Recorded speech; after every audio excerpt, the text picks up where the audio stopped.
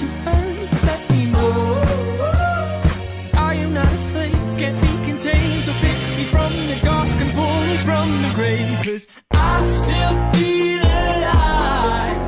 It is hopeless, I start to notice that I still feel alive. Falling forward, back into orbit, yeah.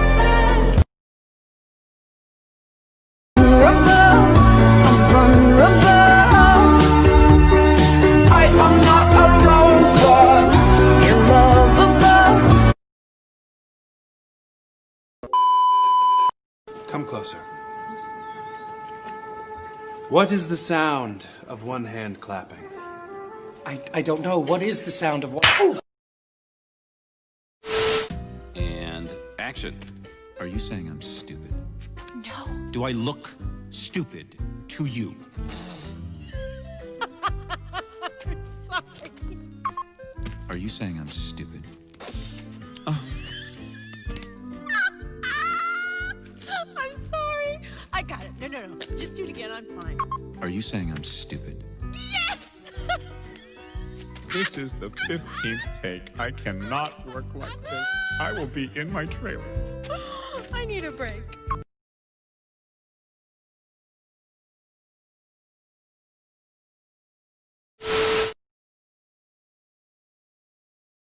How can you stand watching this? It's Drek and you know it. Oh, don't have the guts to respond, huh? No intelligent defense of this unmitigated crap? Commercial! Oh, I'm gonna get some graham crack.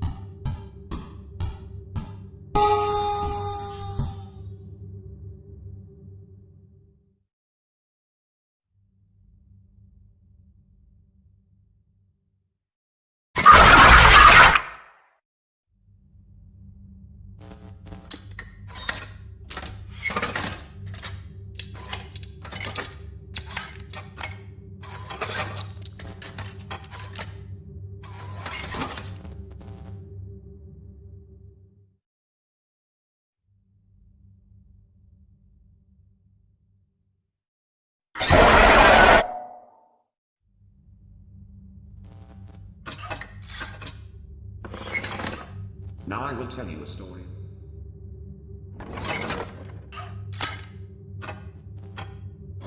He pieced the remains together. He promised them to never leave them.